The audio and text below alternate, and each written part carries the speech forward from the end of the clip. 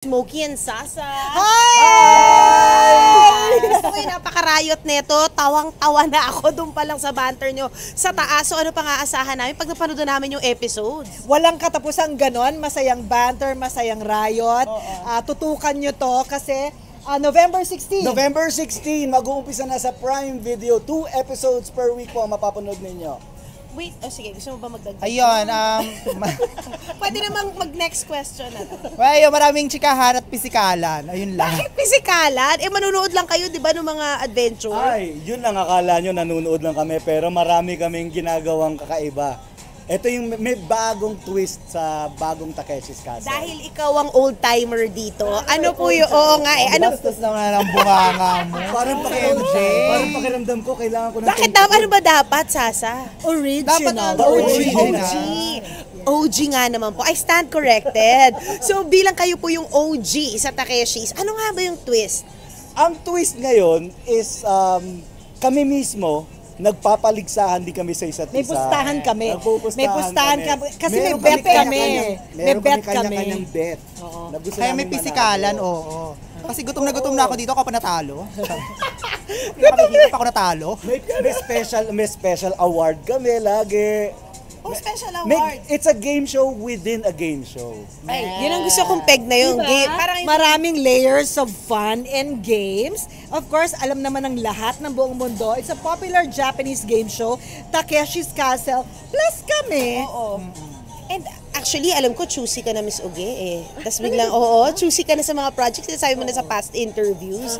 At syempre, tinanggap mo ito dahil Because Takeshi's Castle on its own, alam naman natin ang reputation niya. It's fun, it's a lot of cuteness, and yun yung gusto ko talaga, masali lagi sa project na fun and a lot of cuteness. Yung positive vibes lang talaga. so after 10 Little Mistresses, ito na yung pumasa sa sa criteria mo. Na fun, yung ganyan. So kasama pa si Smokey and Sasa. So sigurado kayo na sagot na namin lahat ng sobrang kalokohan. Tapos at the end of the day, ang saya nito, babalikan ko to next week, ganon. Teka lang po, hindi ko na maintindihan, ano na nga ba yung calendar nyo sa Pilipinas? Kailan ba kayo nandito? Kailan ba kayo nasa Italia? Baka mamaya, buti nga nagtatagalog ka pa. OFW na yan si Mama. Oo di ba? So yun din, may factor din ba ang scheduling, etc.? Yes, of course, uunahin natin ng racket para makarampa. Para may pambili ng flight ticket. Oo, Yes. So, paano ba yun? By continental living ang lola mo? Ganito na lang, sinusunod ko lang talaga yung sinasabi nila na, pwede ba sabihin? Pwede yan. Trabaho, ipon, travel, enjoy. So, sa madaling salita, TITE. Okay. Gusto ko yun. Actually, buti hindi nyo po binasa. Ito sa TV. Actually, Hindi sa akin galing yun, narinig ko lang yun pero yun na talaga yung pinaniniwalaan ko, yung TITE, believe ko na lang pag sinabi mo yun. tite. I-believe, pero sa online hindi po. Maaga kami matatanggal sa pagka-ere. Oo. Ulitin ko. Oo, Trabaho. Trabaho. Ipon, Ipon, travel, travel, enjoy, enjoy. TITE. Oh. PT daw, MJ. Grabe ka! MJ, yung utak mo yan, MJ. Hindi kami yan. Oo. Pero alam mo- In-explain namin sa'yo, MJ, kasalanan mo yan. Actually, kanina, tatanungin ko sana yung Amazon kung why are you guys the likely trio.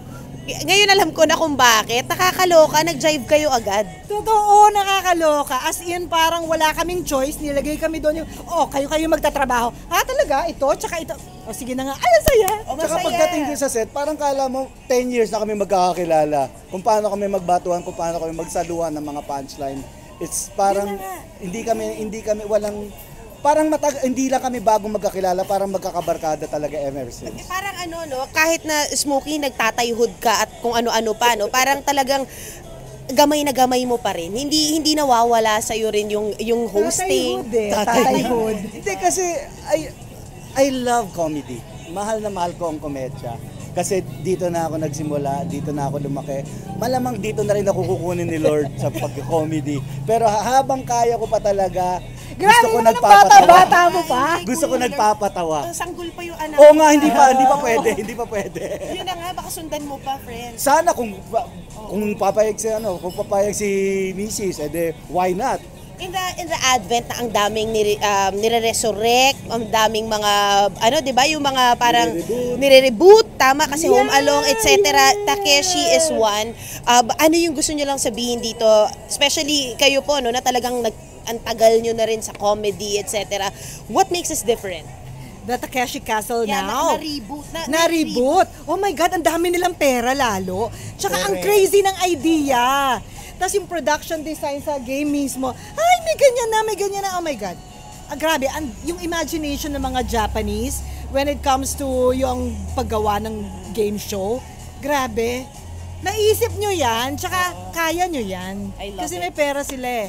Plus yung naisip yung combination namin, yung target market namin to make the show entertaining, ang galing. Ang galing. And Yeah. Nagalingan kami no sa sarili namin. Actually, hindi si Sasa. Gusto ko lang sana sabihin, speaking of magaling, usually kasi pag galing ka sa social media, minsan nade-discount yung talent mo eh. 'Di ba? I mean, what do you wanna say to people who kumbaga no, who inaano ka, parang kumbaga minamaliit. Sige, yun na yung word. Hindi naman minamaliit, pero parang ginajudge ka na bago ka pa makita.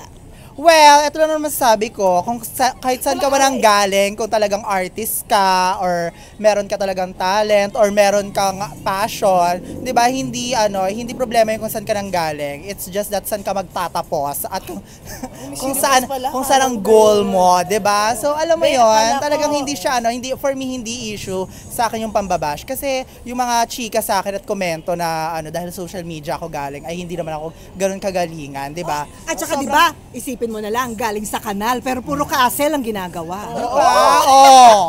Social climber kasi ako. I Kaya love ganun. it. Pero maganda yon. And last na lang, MMFF will see you again. So, wala kang pa Europe. Wala ka munang Europe rampa. Wala, naku, tutukan natin to. Becky and Badette po, MMFF 2023. Please, naku, bumalik na po tayo sa sine at tuloy-tuloy ang Mga halakhakan. pelikulang Pilipino. Simulan nyo ang halakhakan sa Takeshi's Castle, November 16 po. Thank you so much. Thank you, Rakit na thank rakit ang you. mga Picture lang po ako.